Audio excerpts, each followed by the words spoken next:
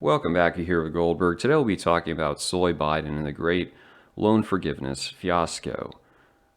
This was not something I expected Biden to do, largely because he helped push through the 2005 Bankruptcy Reform Act, which was known as a big handout to credit card companies. Fun fact, his son at the time was working for Merrill Lynch, so you can put the two and two together. But when it went forward, I said, okay, it's a symbolic victory. It doesn't mean much, but it probably won't turn out as folks are anticipating, but at least it is a break with politics as usual. And recently, a judge stepped in and said it's unconstitutional. This makes me wonder if the Supreme Court or appeals court upholds that decision, will it mean that those who have already been approved for forgiveness are now required to pay the money back? Yeah, just like the injection mandate, right? Pull it out of your ass. But in all seriousness, it says a lot about the world we live in, where both sides are largely sworn to this neoliberal, Tony Robbins attitude, which is really toxic and I think destructive. The center leftists, the ones I knew, there were a couple of chicks, they're about to graduate from college, independent liberal women, Biden supporters, but they were angry largely because they had paid tuition. They hadn't taken out loans to be forgiven. So in that case, it was more of a, I guess, disgruntlement. Why should someone have a benefit I didn't get? That's a central problem with this country, too. When we're trying to solve any issue, there's always the folks shaking their fists that, if I didn't get it, then you shouldn't get it. Well, maybe it'll actually help society on a larger scale. Who knows? Leftists will always use this argument when it comes to immigration as well. If you oppose high levels of migration, stop being a victim, work harder, don't be insecure. Like, you can't change the policy, you just got to deal with it. That's one of the most counter-revolutionary, corrupt, divide and conquer, societal vanguard positions I can imagine. Now, the right wing, on the other hand, resorted to the, but if we do this, then no one will want to join the military and fight for Israel. So as you see, there are different opinions. Now, from my perspective, it raises the question, what does it say about a modern society that is constantly erecting barriers to those who are trying to actually do better, who want to rise up, who want to have more than just a career at McDonald's, who want to be able to save for retirement, have a family, and yet everywhere they're being sabotaged? Is that good? Is that moral? And I suppose the response would be something like, well, that's a very interesting question. But what do you even mean by the word question? And what does it say about you that you're asking the question? Or that I'm trying to answer it? And good, can you quantify it? Can you measure it? Is it metaphysical? And morality? What's morality? Maybe my daughter.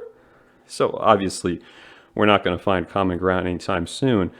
But nevertheless, we'll go through this article, which has, mixed profiles to it, personalities. They're not all perhaps worthy of some degree of sympathy, but it does show how neurotic and stupid the American economy is. And I blame this on both sides. This is not like a just attack conservatives video, although they share a lot of the blame, as usual. This is from BuzzFeed News. I can't even retire if I wanted to. People with student loan debt get real about Biden's plan being on hold.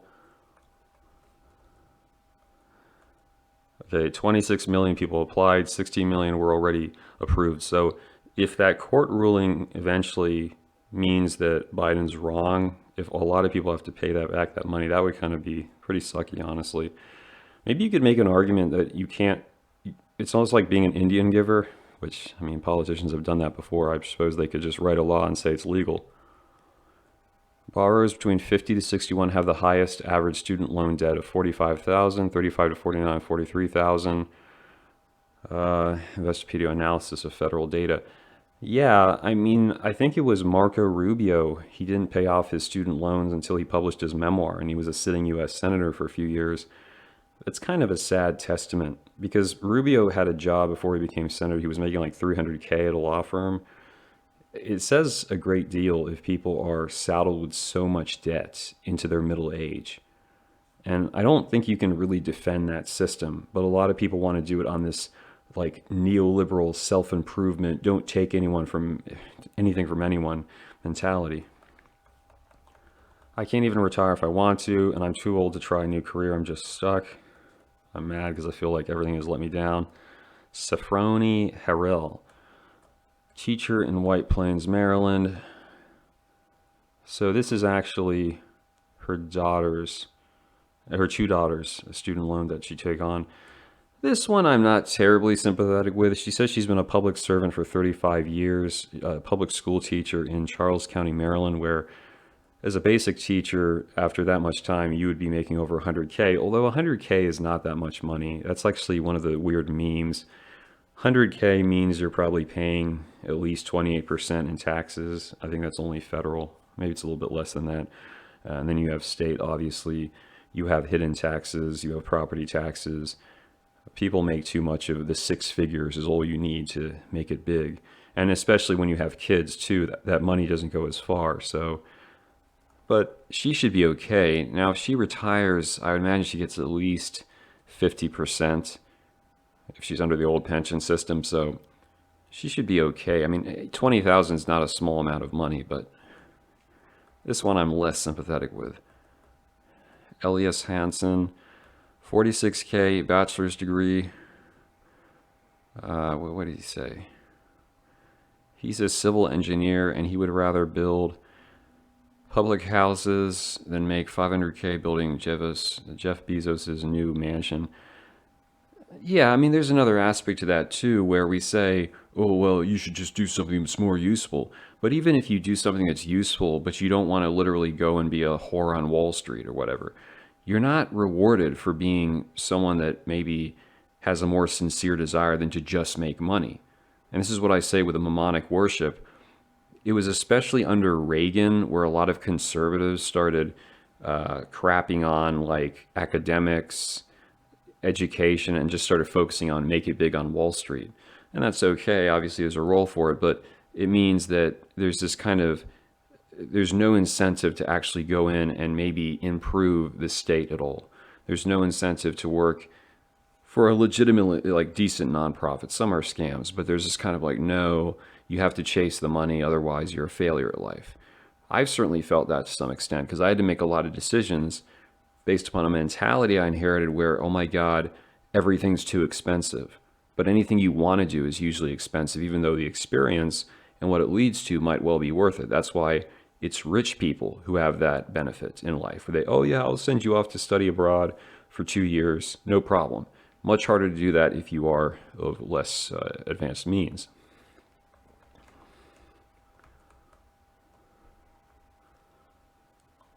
I work a federal job that requires years of experience, but does not pay me enough to pay my federal loans. Makes $53,000 as a park ranger. You know, this is another good example. People make fun of those where they say the federal government, oh, federal government, oh yeah, fat cats and all that. This is true of only some job specialties.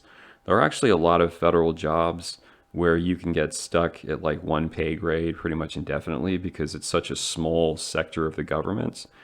Nevertheless, you may very well need education to get there. So it's kind of a corrupt model, to be honest with you. And it's not really designed to attract people who are... it's just not a smart idea. The idea is, okay, you're going to make less money in the government on these civil service jobs. Well, then why are you also penalized in terms of you have this debt that then you have to get rid of? Because that's a considerable amount. $53,000 for bachelor's and master's. If your salary is $44K, you're really only making $22K, and you have to go find a job in your off season. Yeah, so it's easy to just turn people in a vague group and assume things, but it's a lot more complicated when you look at it on the ground level. I'm due to be done paying off my loans when I'm 83 years old. Sean Brennan, 59, data governance manager in New Jersey, student loan balance 105K. So this dude did not initially do much of a college route. He just got 2 associate degrees, and then he had something of a career, but then in the mid-2000s, they started offshoring, so he had to get higher education. By the way, this is what the government was saying. This is what corporations were saying. Early 2000s was you have to get a degree it's the new high school diploma, right? So he goes into that, and he graduates, but he's got all this debt, and he's middle-aged. And, oh, well, what about your 401k? What about your mortgage? What about this? Like, they keep telling you you need to do all these things. You need to max out your 401k. How are you supposed to do that when you have all this extra money to pay that's non-dischargeable in most cases? It's obviously a stupid system, but it's defended by people on this basis of principle. Like, well, you should be working harder. And this guy, by the way, degree in information systems. So that's Aaron Clary approved. It's not like he went and majored in, underwater basket weaving, which I would imagine if that's a real thing, it's pretty intricate and difficult. So, even that you think we should be rewarded with some kind of decent compensation if you can do that.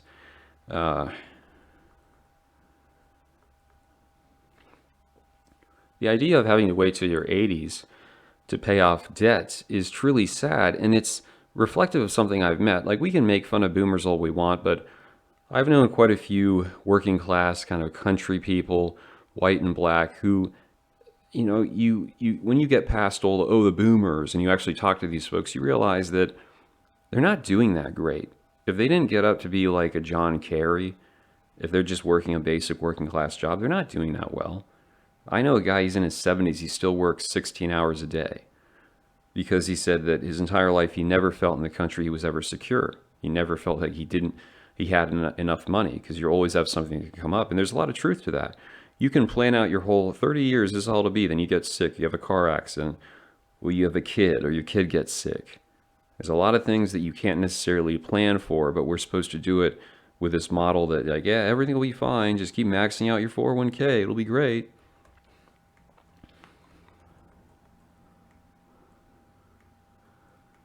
Yeah, this one I definitely don't have much sympathy for. She's in her 30s. She has 20,000 in debt, which is not too much. Although she needed $9,000 hearing aids. Does anyone else wear hearing aids? Is that like a reasonable cost? That seems a bit much, although maybe not impossible. I have to work 60 hours a week, which sucks. 60 hours is not bad unless it's really physically intensive. Try 70 or 80. That's when it gets really brutal.